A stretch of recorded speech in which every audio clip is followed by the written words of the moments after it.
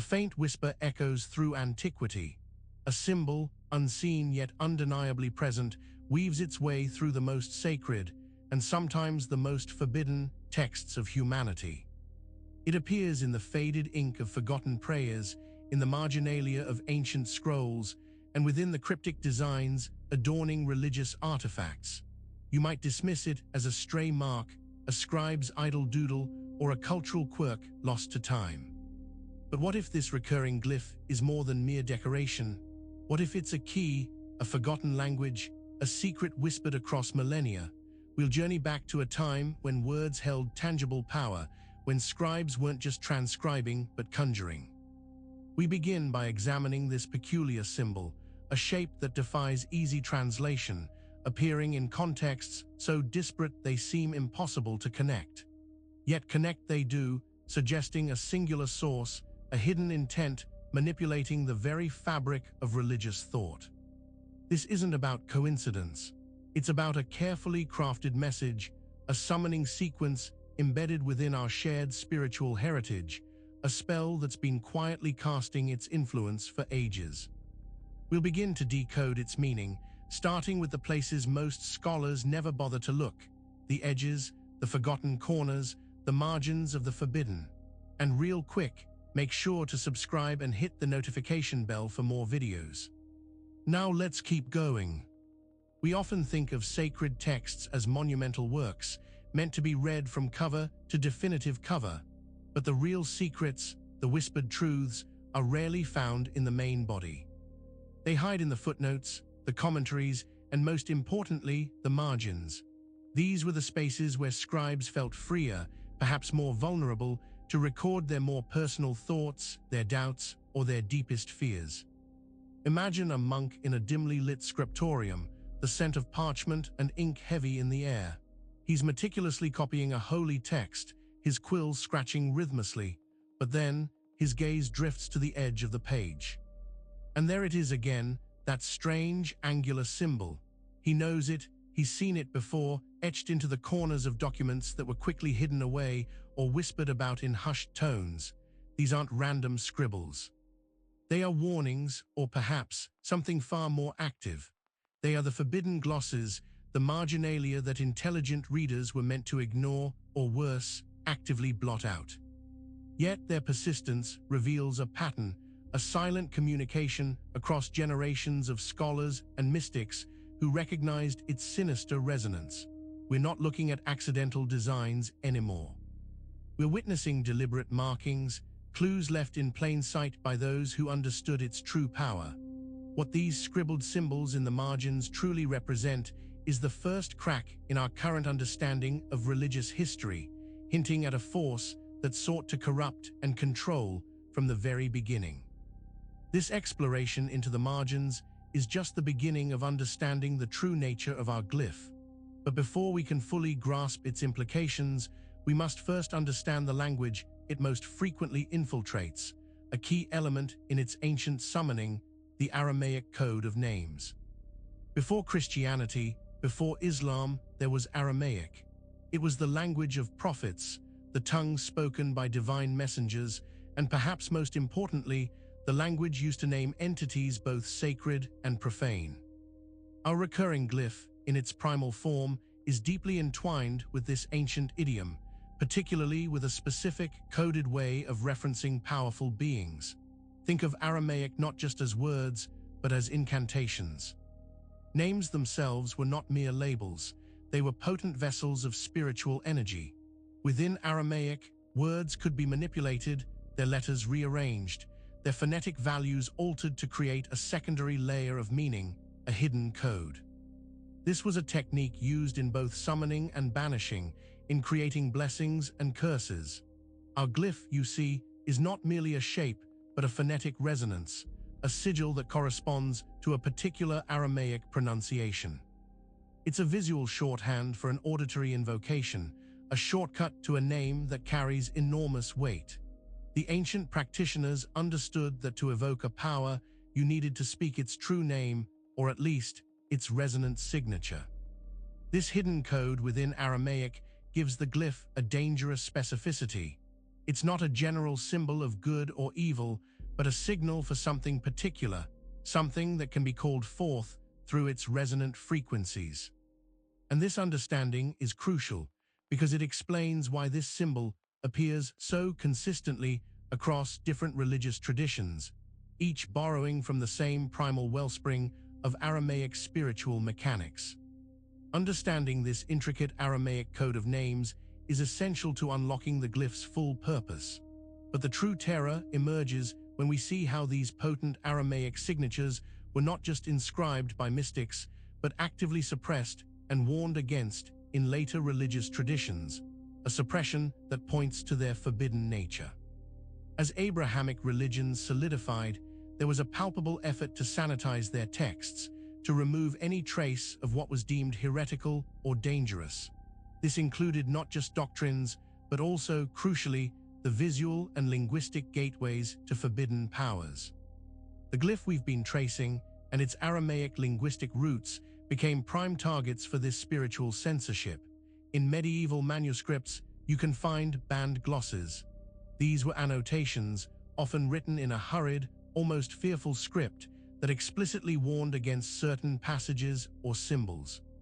Sometimes these warnings were accompanied by the very glyph they cautioned against, almost as if the act of prohibition itself required its depiction, a dangerous confirmation. Illuminated manuscripts, those beautiful visual declarations of faith, often contain hidden warnings. Deep within the ornate borders, nestled amongst cherubs and saints, you might find this recurring symbol, not as an object of veneration, but as a mark of caution, a sigil signifying a presence that must be kept at bay. These weren't just decorative flourishes, they were layered warnings, encoded messages meant for a select few who could decipher them. These visual admonitions reveal a struggle. It's the record of a spiritual warfare waged within the very pages of sacred texts. The glyph represents an entity, a force that certain religious authorities recognized as a threat. Its inclusion, even as a warning, proves its power and its presence within the esoteric lore of these traditions. The revelation of these banned glosses and illuminated warnings paints a stark picture of a forbidden power actively trying to infiltrate sacred spaces. But the true insidious nature of this glyph is revealed when we understand not just its linguistic origins or its hidden warnings, but the very fundamental principles of its operation, the geometry of control. The symbols we encounter in ancient texts are rarely arbitrary. They are often imbued with geometric principles, mathematical ratios that resonate with the underlying structure of reality. Our glyph is no exception.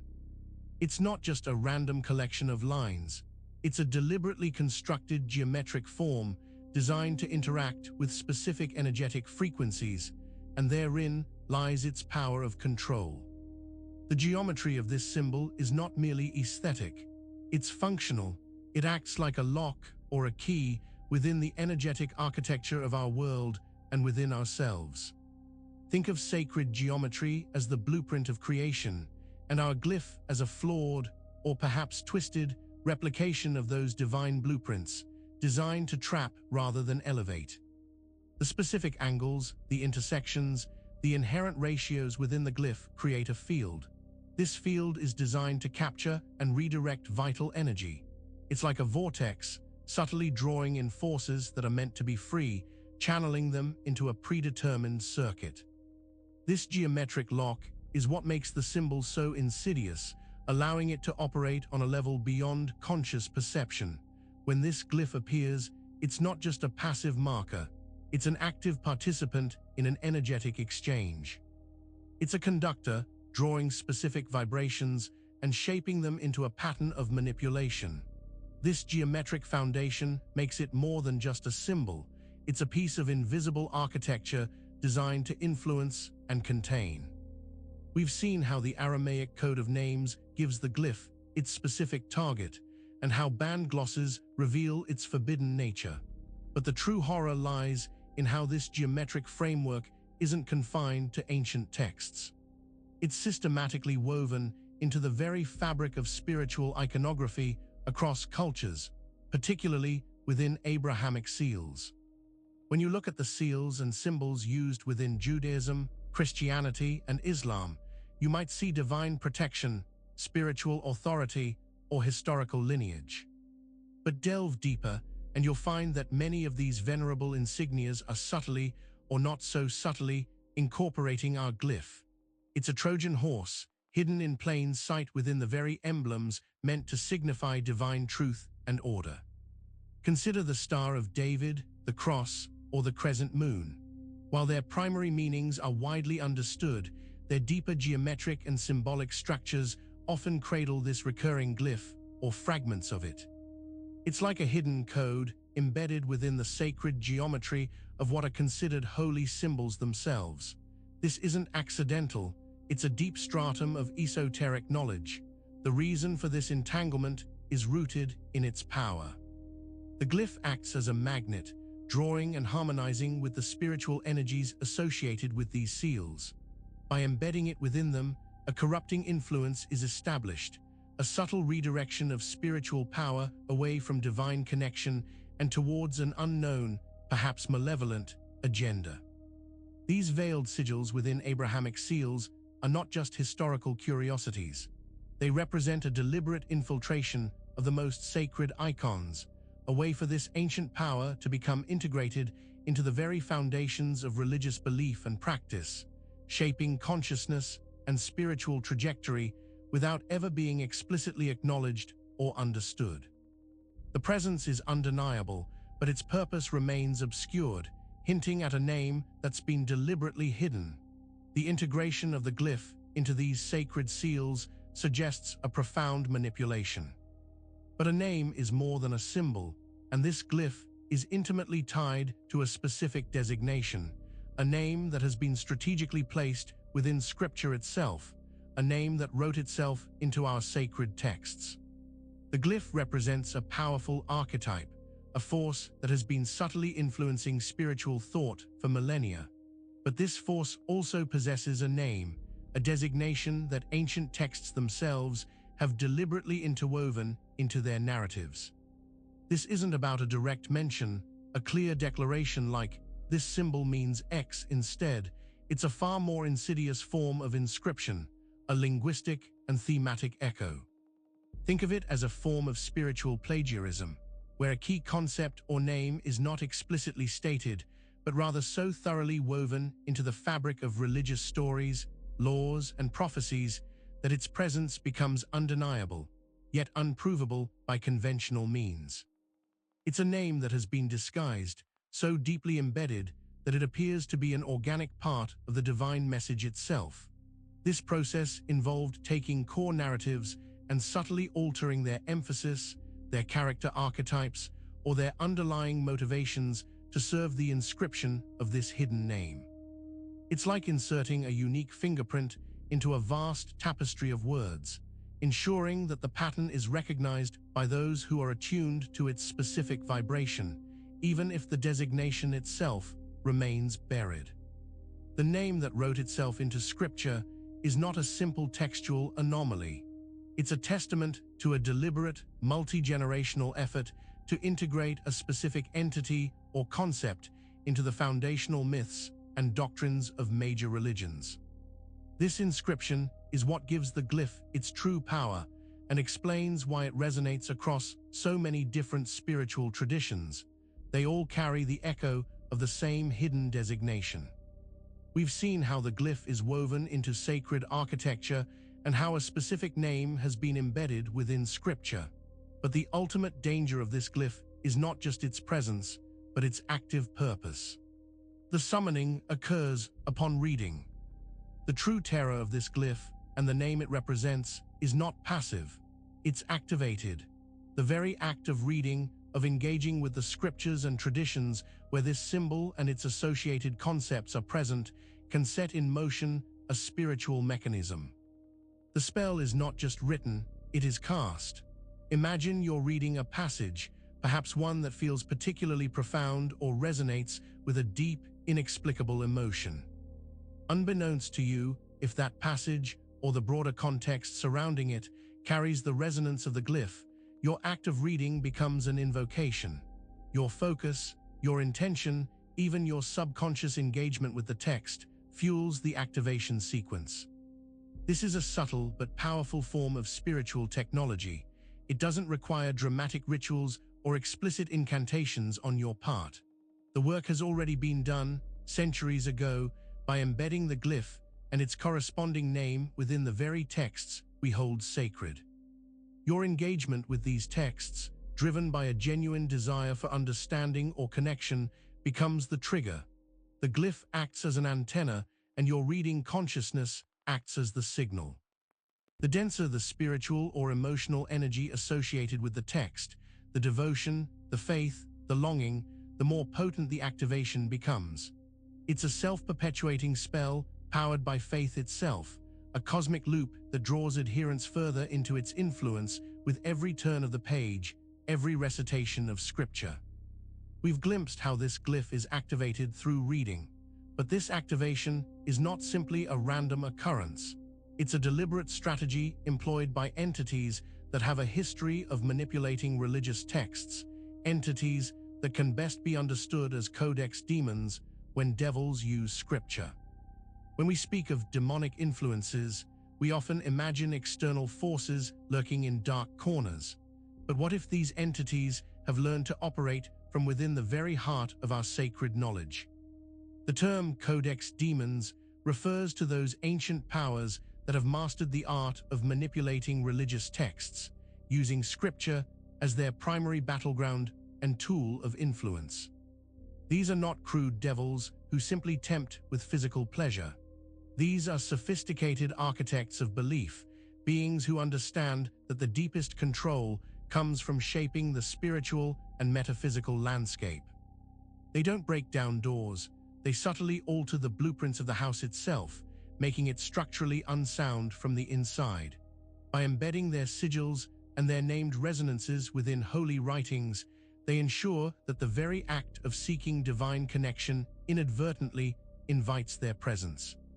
The glyph we've been unraveling is a prime example of this. It's a key component of their strategy, a visual and energetic signature that, once recognized, allows them to exert influence.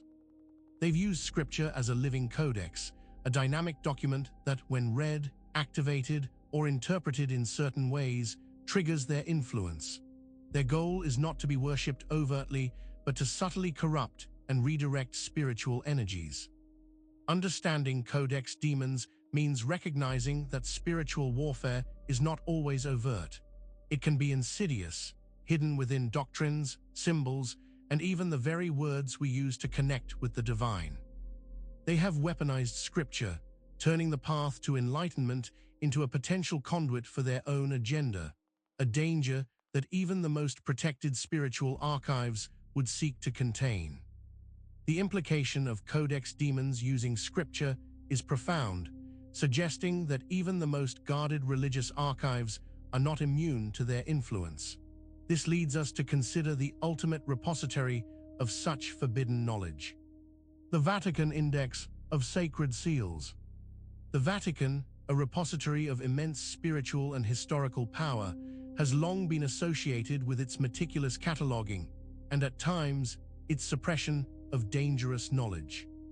Within its archives lie texts and artifacts that speak of powers and entities the wider world has long forgotten or deliberately erased.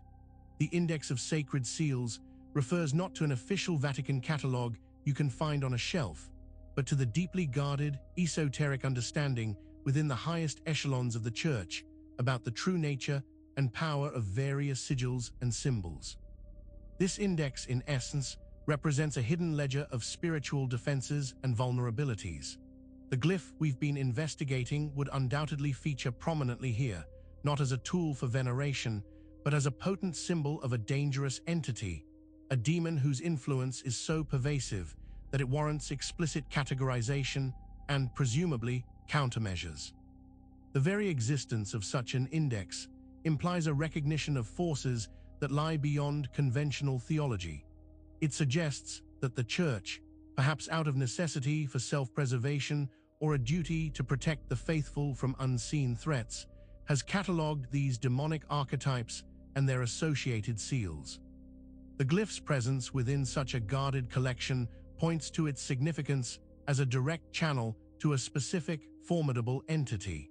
The Vatican's Index of Sacred Seals is a testament to the reality of these forces and the ancient struggle to contain them.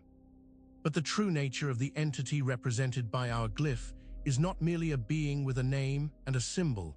It's something far more abstract, a demon that is symbol, not being.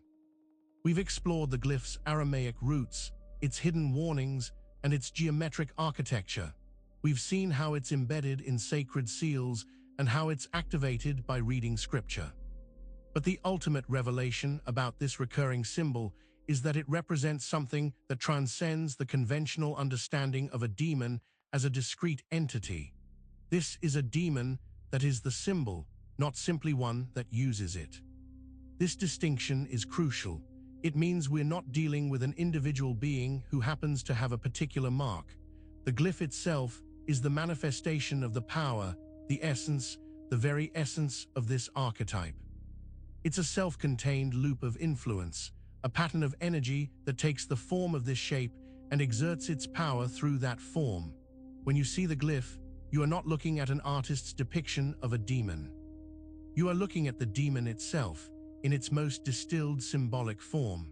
This makes it incredibly insidious, as it operates on a fundamental, almost elemental level, bypassing the need for personality or individual consciousness. It is pure pattern, pure energy, translated into a visual language that our minds can, and sometimes cannot, readily process. Its power doesn't come from intention in the human sense, but from inherent energetic properties. It's like a virus that replicates by its very structure. The glyph is the contagion, the mechanism of infection, the embodiment of a cosmic imbalance that seeks to manifest. This abstract nature makes it profoundly difficult to combat, as you cannot negotiate with or banish a pattern. We are beginning to understand the fundamental nature of this glyph, that it is a symbol embodying a direct manifestation of power. But symbols are not merely visual. They possess a vibrational and auditory component that is equally, if not more, potent, suggesting a deeper layer of activation: sound, vibration, and glyph activation. The glyph's power extends beyond its visual form. Every symbol, every geometric pattern possesses an inherent vibrational frequency. Our glyph is no exception. It acts as a tuning fork, resonating with specific energetic frequencies that can influence consciousness, emotion, and even physical reality. This is where sound and vibration become intrinsically linked to its activation. Ancient traditions understood that certain sounds and vibrations could alter states of being, can heal, or can disrupt. The glyph, with its specific angles and intersections, is designed to capture, amplify, and redirect these energetic waveforms. When this symbol is present, it creates a subtle, almost imperceptible harmonic field that can subtly manipulate the observer's internal state. This vibrational component is what allows the glyph to operate on a subconscious level, bypassing rational thought. It's a form of energetic resonance, where your own bioenergetic field is subtly nudged into alignment with the glyph's intended frequency. This can lead to feelings of unease, confusion, or a sense of being inexplicably drawn to certain ideas or behaviors that align with the glyph's dormant purpose. The activation of the glyph is thus a multi-layered process. Visual recognition primes the mind, but it is the underlying vibrational signature that truly entrains the consciousness, making adherents more susceptible to whatever influence the glyph is designed to exert. It's a sophisticated form of energetic architecture, a silent hum that shapes our perception from the inside out. This understanding of sound, vibration, and glyph activation reveals a complex system of influence. But the true trap it lays is not just external. It's deeply embedded within the very tools we use to understand and communicate, specifically the mirror trap in language itself. Language, the foundation of human communication and understanding, can also be a profound instrument of deception. The glyph's influence is amplified by what can be called the mirror trap within language itself. This refers to how language can be manipulated to reflect, distort, and ultimately imprison our perception of reality, often by using words and concepts that appear transparent but are deeply coded. Consider how certain words or phrases, when repeated or presented within a specific context, can become self-referential loops. The glyph often appears in conjunction with specific linguistic patterns or theological arguments that, upon closer inspection, create a circular logic, a mirror that reflects nothing but itself, trapping the mind in a feedback loop. This linguistic mechanism is designed to prevent critical examination. By making the underlying manipulative intent appear as fundamental truth, it discourages questioning. The symbols and the language used to describe them become mutually reinforcing, creating a closed system of belief where the glyph's message is amplified and its origins obscured. It's like a hall of mirrors where the exit is never in sight, and every reflection leads you deeper into artificiality. The trap lies in the apparent clarity. The language feels straightforward, the theology sound, but the glyph is the subtle signal that the entire structure is a carefully constructed illusion, designed to hold us captive within a linguistic and symbolic maze. Those who wield this power understand that true control is achieved not by overt force, but by subtly rewriting the very framework through which we perceive and interpret the world. This mirror trap embedded in language is a key to understanding why such a potent symbol and its associated concepts can persist unrecognized. But its persistence is not merely accidental. It speaks to a deliberate effort to imprint this influence onto physical structures, revealing why the elite engrave it into their architecture. The power of the glyph is not confined to texts or abstract linguistic concepts.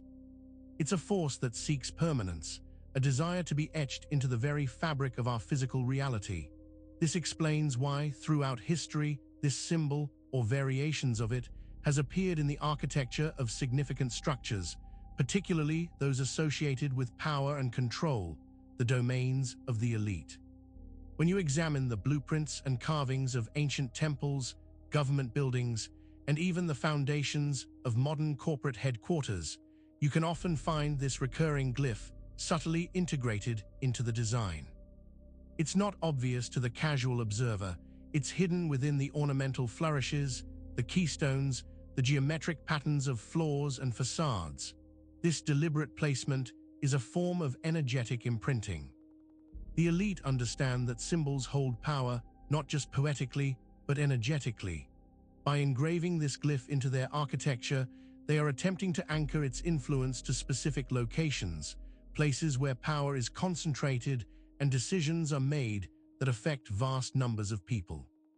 It's a silent declaration of allegiance, or perhaps a method of harnessing the glyph's power for their own ends, ensuring that its pattern of control is reinforced in the physical world. This architectural embedding serves as a constant, low-level activation, a subtle broadcast of the glyph's intended frequencies, influencing the atmosphere and the consciousness of those who inhabit or pass through these spaces. It's a physical manifestation of an ancient, insidious agenda designed to permeate our lives from the ground up, literally. The deliberate engraving of this glyph into the architecture of the elite raises a critical, unsettling question. Why does no religion dare to translate it, to openly acknowledge its meaning and its power? Despite its pervasive presence across cultures and its deep roots in esoteric traditions, there is a profound silence surrounding the true meaning of this glyph within mainstream religious discourse. You will not find a clear, definitive translation in any theological seminary or holy text explainer. This silence is not born of ignorance, but of a deep, collective, and enforced avoidance.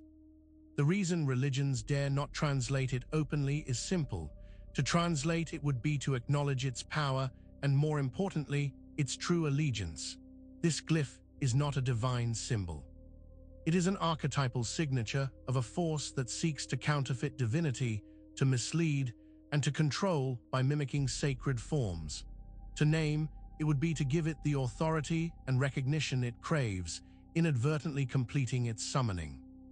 Religious institutions, at their highest levels, likely understand its nature, even if they do not articulate it publicly. They may recognize it as a sigil of a powerful adversary, a cosmic principle of inversion or entrapment. Their silence is a form of defense, a strategy of denial designed to prevent its power from being fully unleashed by common understanding.